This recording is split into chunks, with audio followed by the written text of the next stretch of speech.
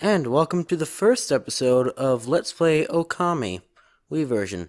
By the way, as I mentioned in Xenoblade Chronicles, this is being done on the Wii U, even though, as I found out, it absolutely does not upscale the image at all.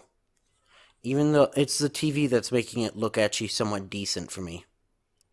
So, I'm not sure if I want to give you a 4:3 tiny image, or if I want to give you the bigger version that you would normally see on everything. Because unless there's a capture card that captures directly the TV and not directly the input, we're out of luck. Because as far as I can tell, there's no way, unless I wanted to play like this on HD version, which I don't have a PS3, if I wanted to do PS2 because it might look better, though I'm not sure about that. So it's also going to be sort of awkward because I don't know how I did it when I was doing Pikmin, but considering the fact a good deal amount of this game is based off of using the pointer for drawing, because it's Okami. See, I don't understand because I'm looking at the Capture HD, the little reverse feed I get from the software, and it looks perfectly fine. Once upon a time in a faraway land, there was a tiny village by the name of Kamiki. Legend tells of a horrible beast that threatened the residents. It also tells of the wolf that risked it all to protect them. Controlling the very fabric of existence, this wolf stood up against a beast many times its size and banished the darkness with a tree. This ethereal wolf's valiant act ushered in an era of tranquility. The villagers' hearts swelled with respect and adoration of the wolf. By the way, there is going to be a small issue where I don't know yet if, because I have to put this decently loud. Heck, it's softer than every other console game I've done. Like, Twilight Princess was at 13 to 15, and it wasn't being picked up, barely. Only like the intro music. Whereas, this is like registering at a -20. Actually, that doesn't sound a lot. But I'm just worried, like, it'll mess up the sound. Stuff like make a double sound, thing like that. But, let's begin the story. And also this means, as I said in Xenoblade Chronicles, whether I was going to do Pikmin 2 at some point on the Wii or Wii U, since there's no difference in image, and I've played it originally on the Wii, and I have beaten the game on that, so therefore I've unlocked the special dialogue that you get with every single enemy and everything. I'll be doing it on the Wii. It's just, I already have the Wii U set up for Xenoblade Chronicles when I tested that. Well, did the first episodes. Oh, I guess we get another intro. I'm not sure, because this game's already fairly grainy, just because of the art style, because of the painting and stuff. I don't know what more graininess will do to it. So, oh yeah, by the way, this game is Japanese, if you couldn't tell. That might not mean much, but there's some scenes that are, well, some things. There's just a different humor than what you would normally see in a Western game.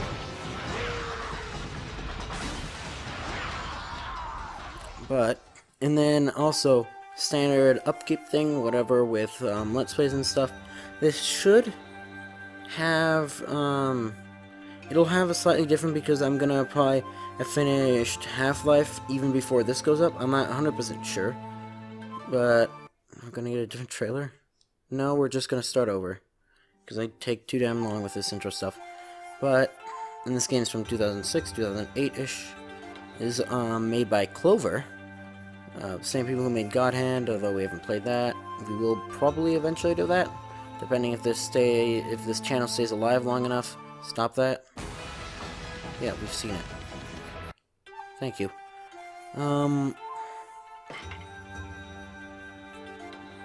So the options would have been, if I remember correctly, Ori and the Blind Forest Definitive Edition, but I'm not gonna call it that. Nier, and what was the other one? Stop it.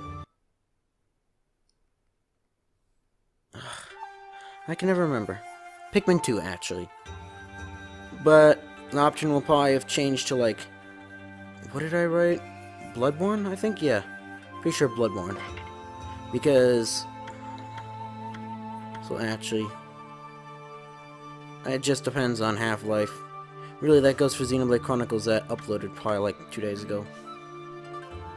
And there will be a week, after this goes up or whatever, that you have to vote. I won't take it down, because, like, this one, the reason I chose Xenoblade Chronicles and then Okami is because in the straw poll, only I had voted so far. So that's why Half-Life went up. Well, yeah, actually went up at this point. Because remember, we're still, like, 7 episodes, Dead Space left to go before the finale's done, in time frame for me, because this is February 11th. So yeah, just sort of disregard this beginning, I guess, until we get to games that are, like, not the same length constantly. Like, Twilight Princess HD and Dark Souls have ended very close together, like, I think actually 2 episodes difference between the finales. So, I say we, as this thing was saying, begin this story. And options? Let's see what options we have. No. I like how it's even like, no, don't do that. Inverted, I assume? Okay. Those are some wonderful options. Okay. New game.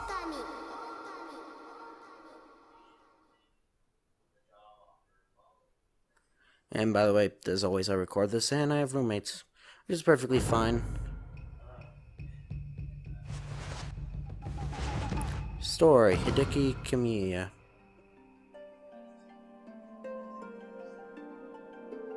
Are you gonna repeat the thing we just saw? I think you are.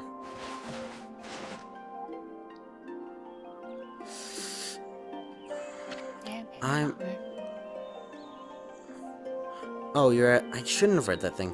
Long, long ago. A tiny hamlet known as Kamiki lay nestled in a grove of... Okay, this is actually different. Proud and beautiful cherry blossoms. Of course. Each and every tree around the quiet burg was honored as a god. However, the village was not without its dark secrets. Also, this is gonna be a little awkward, because, like, when I swing the Wii remote, it's like an inch away from the mic cord. Shouldn't do anything, but I might accidentally, now I think about it, knock the audio cord out of the mic, which is not gonna be good. This village was not without its dark secrets.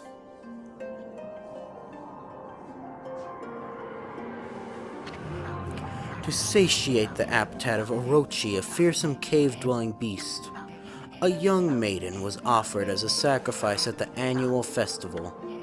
With a body like a mountain and 8 heads mounted on necks the size. By the way, this is based in, well, it's derived from mythology. This is the actual mythology or whatever of, like, I think actually the dragon's name is Orochi, but it's like the legend of Susanoo and like some sort of Hydra thing. Of tree trunks, its blood-red eyes alone were said to curse anyone who gazed into them. No one dared disobey the horrific beast. By the way, this is not going to be a complete run. I'm not going to get all the stray beads. When the night of the sacrifice drew near, a mysterious white wolf appeared outside the village, except it's looking pretty black there. Not that that means anything different. This wolf, its coat as brilliant as snow, was dubbed Shiranui. I don't know what that means. Some white wolf. I know what Okami means, because it's a joke or whatever. Because Okami means, like, wolf, I think, and it also means god. You'll see why in, like, near the end of the episode. Why that's important. The wolf kept a watchful eye on anyone who ventured outside the village. It made a habit of patrolling the streets at night. People assumed the wolf to be a familiar of Orochi. You know what happens when you assume. You make poor judgments. One villager took it upon himself to face the fearsome Shiranui. The warrior Nagi attempted many times to challenge the wolf. Also, I might be saying these names wrong. I don't think I am. But his attempts were thwarted by Shiranui's swift movements. Also because the majority of this, unless I want to, because it's like, so I think how they got the dialogue for all the characters is people, like they had people like sort of say it, and then they cut it up and then scrambled it. Like this, you'll hear the sound, whatever, when it speaks next.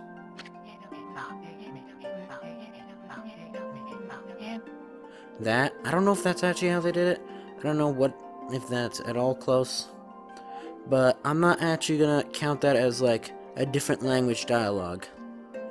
Otherwise this would be a pretty silent Let's Play. Before long, the night of the accursed festival had arrived. So that means you are going to be subjected to my awful voice acting. A white plumed arrow heralded the coming sacrifice. Piercing the sky, the arrow sunk its shaft squarely into the home of Nami, the village's most beautiful maiden. Nagi, harboring a secret love for Nami, was enraged by this sign. Determined to put an end to Orochi once and for all, Nagi traveled to the beast's cave in place of his beloved.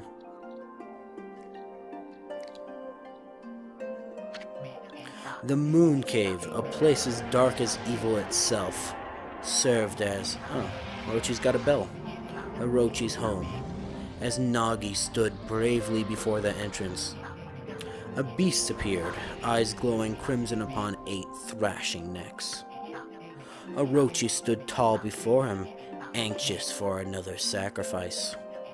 Nagi leapt with incredible grace, swinging his blade valiantly. On and on he sliced well into the moonless night. But Orochi's hide was like steel. The blade left nary a scratch.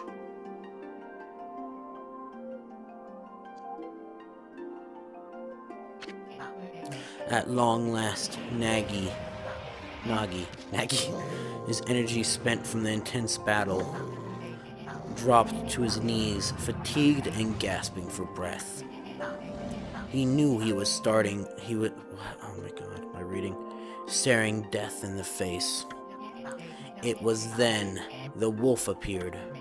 As if to protect Nagi, it stood its ground before Orochi. In the darkness of the cave, the wolf's coat shone brilliantly. My god.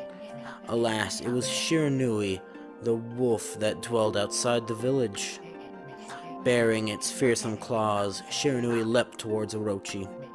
Orochi reared its terrifying heads, readying its fang for battle. The two beasts struggled wildly, thrashing in the darkness. That grin on the most left one, jeez. Mysterious and terrifying, the spectacle continued. Shiranui summoned gusts of divine wind to counter Orochi's flames. Magic brush.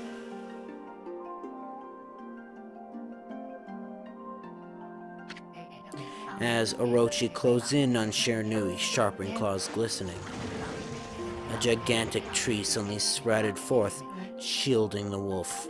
Somehow, Shiranui fought gallantly to gain the upper hand. However, Orochi, protected by a mystical power, was not easily bested. Shiranui, covered in gashes, majestic coat dyed crimson, stood exhausted before the mighty Orochi. Well, the game's just this. I know it's definitely not. Orochi saw a chance to strike. That would be the final blow. But Shiranui refused to give in with its last ounce of strength. The majestic wolf gazed heavenward and unleashed a mighty howl. Suddenly, the black clouds overhead dissipated. The light from above glinted off Nagi's sword as a beacon of hope. Where's my glinting? I was promised a glint. Guided by his sword, Nagi, who had been taking shelter in the shadows, stood proudly to face his adversary. Channeling all his strength into his scarred and battered arms, he leapt ferociously toward Orochi, his sword poised high. A golden sword danced in his hands like a puppet on a string. One by one, Orochi's fearsome heads separated from their owner. God, I don't even get a separation? Jeez. It's the worst ink painting ever. Orochi's broken body. Oh, there it is. Broken body. It's just like dropped. Fine, you wanted that? Here you go. One body collapsed in a lake of its own blood. In that instant, the curse that plagued the villagers was lifted. As the battle subsided, the sun shone once again in the sky. Just immediately went from the moon to the sun. Shiranui had succumbed to Orochi's poison and struggled to breathe. Nagi scooped the beast into his arms and returned to Kamiki. When they reached the village, Shiranui was no longer moving. The village elder gently stroked the wolf's head. In response, Shiranui let out a hoarse and pitiful bark, then closed his eyes and drifted off as if into slumber. Aww.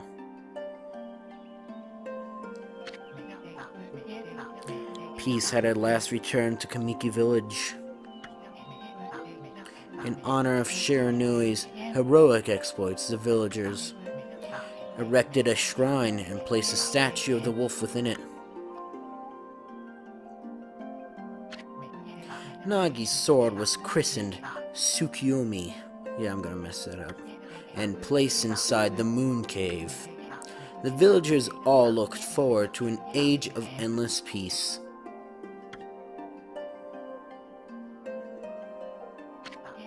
However, this is not the end of the story. There is more to this tale than most people know. 100 years had passed since Nagi and Shiranui's heroic exploits. It happened so quickly that no one in the village even took notice. The game was upscaled from gray, like light, super light brown, and black to full color. Is this the legendary sword? Is this Tsukiyomi, the sword that banished the dreaded Orochi? Dot dot dot dot dot dot. No, it couldn't be. Why not? It's just a legend. Nothing but a fairy tale. Why would you do that? That's what happens when you disrespect.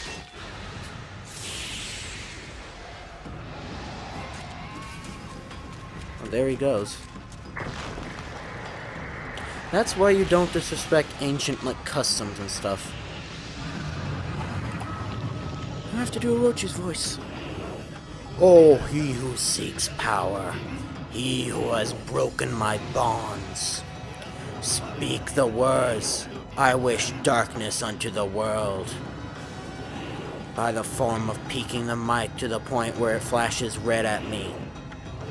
As my words were, utter that prayer unto me and unleash my power.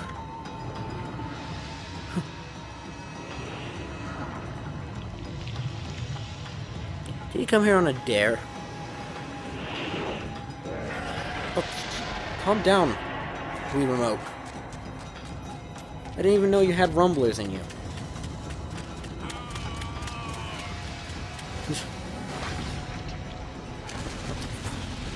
And hit its head on the I think I know which head that was.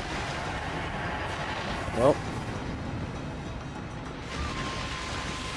Oh. Oh, there go all the trees. Flying and destroying into ash. I think that guy messed up.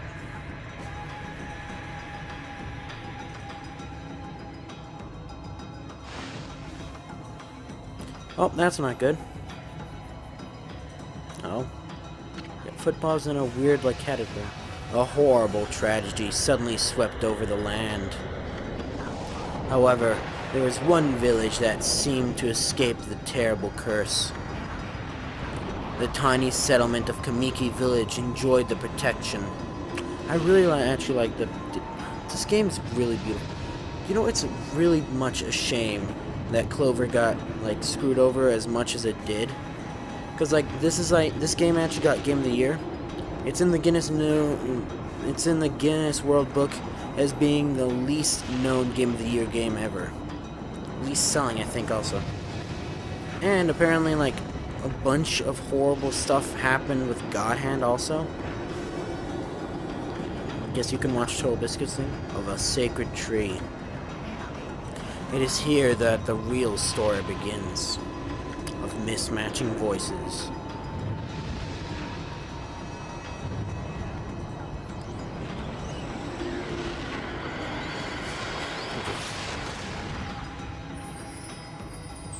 Oh, hello. This game is Japanese, by the way. Wood Sprite Sakuya. How troublesome. This is just like the ancient prophecy of doom. What has transpired to bring about such calamity? We must act quickly. There's no time to lose. My power has diminished over the years I spent protecting this area. I don't have much time left in this world. I'm gonna die? Amaterasu, now is the time. We have never needed your power more. Shine your divine light upon this broken and polluted world. Let your heavenly rays become our hope as you guide us all.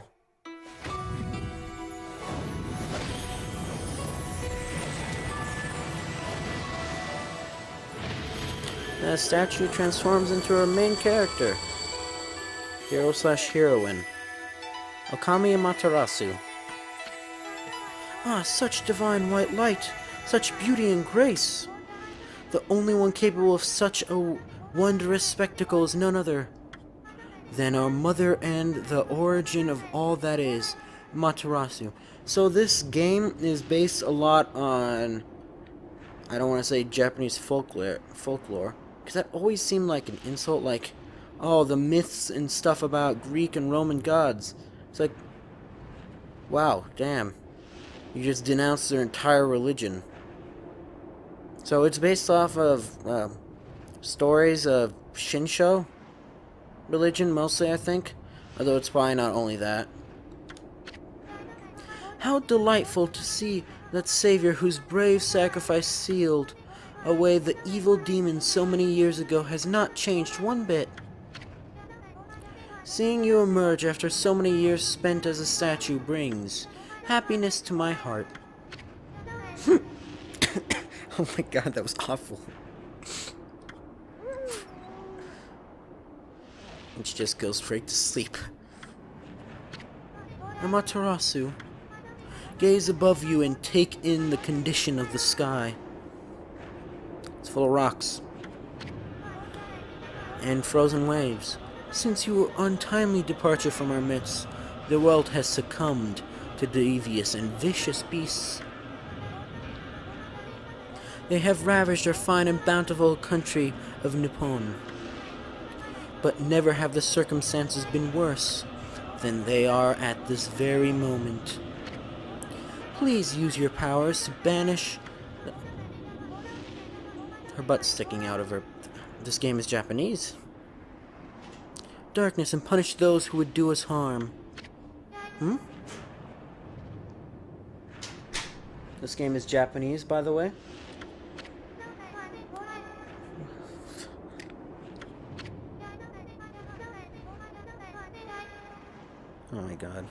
Has something stolen its way into my robe?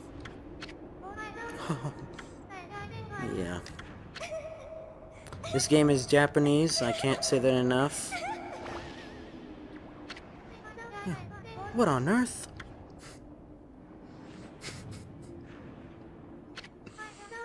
You again?